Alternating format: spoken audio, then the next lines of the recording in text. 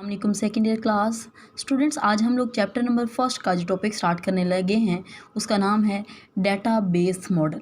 Database model students, in previous lecture we have already discussed what is field, what is record, what is file and what is database.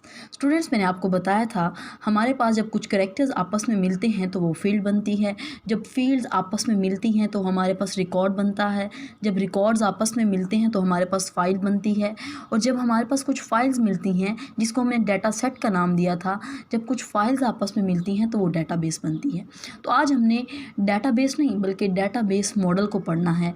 Students, database model जो है वो हमें ये बताता है कि एक डाटाबेस में डाटा किस तरह से, किन वेज से, किन फॉर्म्स में डाटा स्टोर होता है। It's called database model.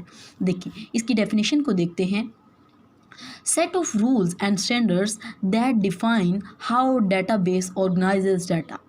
ऐसे रूल्स जो हमें ये बताते हैं कि डेटाबेस अपने पास डाटा किन फॉर्म्स में किस तरह से स्टोर करता है, किस तरह से ऑर्गेनाइज करता है।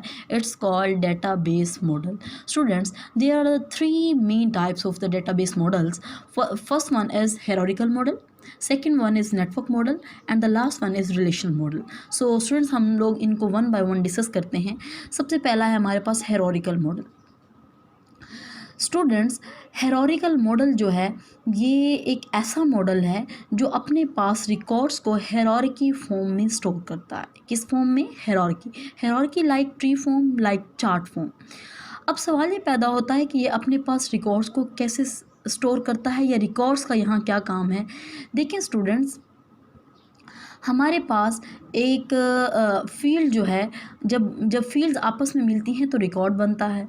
अब रिकॉर्ड कैसे बनता है? फॉर एग्जांपल, अगर मैं कहती हूँ नेम, फादर नेम और एड्रेस और रोल नंबर। अब देखिए, नेम जो है इसमें कुछ कैरेक्टर्स हैं जो कि एक फील्ड है, रोल नंबर जो है वो भी एक फील्ड है, फादर नेम भी एक फील्ड है, एड्रेस भी एक फील्ड है। तो ये फील्ड्स आपस में मिली तो इन्होंने क्या बनाया? एक रिकॉर्ड को बनाया। अब ये जो रिकॉर्ड है ये एक स्टूडेंट का रिकॉर्ड है। किसका रिकॉर्ड है? स्टूडेंट का। और जो स्टूडेंट है वो एक एंटिटी है। यहाँ से हमें ये बात पता चली कि एक रिकॉर्ड एक एंटिटी को रिप्रेजेंट करता है। किसको रिप्रेजेंट करता है? एक एंटिटी को। और एंटिटी किसको कहते हैं? एक ऑब्जेक्ट को कहते हैं। याद रखिएगा स्टूडेंट्स, हमारे पास देखें ये एक एंटिटी है। ये क्या है? एंटिटी। यहाँ पे एंटिटी जो है, एंटिटी को हमने रेक्टेंगल सिंबल से रिप्रेजेंट किया है। किस सिंबल से रिप्रेजेंट किया है? रेक्टेंगल सिंबल से। एक एंटिटी के ही रिकॉर्ड्स होते हैं। तो हमने क्या कहा कि हेरोरिकल मॉडल एक ऐसा मॉडल है जो अपने पास रिकॉर्ड्स को एक ट्री फॉर्म में, एक चार्ट फॉर्म में अरेंज करता है। It's called hierarchical model. देखिए, हेरोरिकल मॉडल में एक ऑब्जेक्ट जो है जिसको हमने एंटिटी का नाम दिया। किसका नाम दिया? एंटिटी। और एंटिटी को हम रिप्रेजेंट किससे करते हैं? रेक्टेंगल सिंबल से। याद रखिएगा, इसको भूलना नहीं है। एंटिटी को हम रेक्टेंगल सिंबल से रिप्रेजेंट करते हैं। अब जो एंटिटी है वो बेसिकली एक रिकॉर्ड है। क्या है? एक रिकॉर्ड। एक रिकॉर्ड जो है उसको हम नोड का नाम भी देते हैं। किसका नाम देते हैं? नोड का। देखिए, यहाँ पे हमारे पास first node, second node, third node, fourth node and fifth node. इस तरह से ये हमारे पास चलता जाएगा। अब देखिए, हम ये देखते हैं कि हेरोरिकल मॉडल करता क्या है।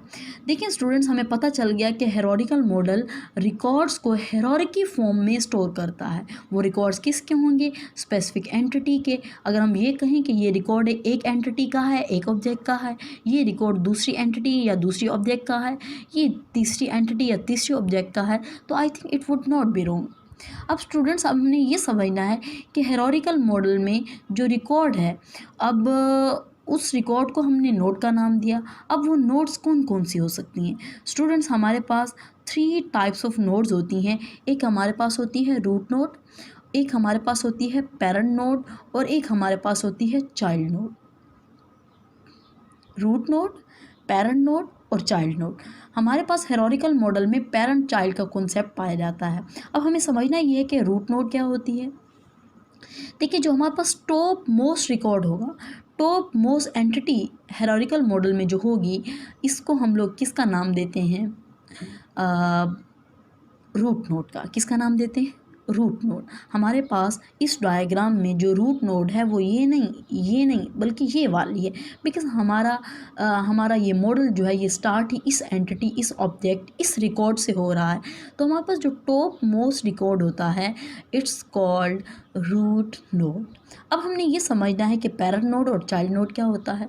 देखिए स्टूडेंट्स, हमारे पास जो हायर नोड होगा, क्या होगा, हायर नोड, उसको हम पेरेंट नोड का नाम देते हैं। फॉर एग्जांपल अगर मैं यहीं इन नोड्स की बात करूं तो इन दोनों के कंपैरिजन में हायर नोड जो है वो हमारे पास फर्स्ट नोड है, ये वाली एंटिटी है।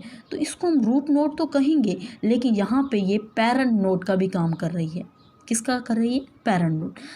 अगेन बता रही हूँ स्टूडेंट्स, एक ऐसा नोड जिसको हम मज़ीद फर्दर डिवाइड कर सकते हैं उसको हम पेरेंट नोड का नाम देते हैं। किसका नाम देते हैं, पेरेंट नोड। फर्स्ट या स्टार्टिंग जो नोड होगी उसको हम रूट नोड का नाम देंगे, टॉप मोस्ट नोड।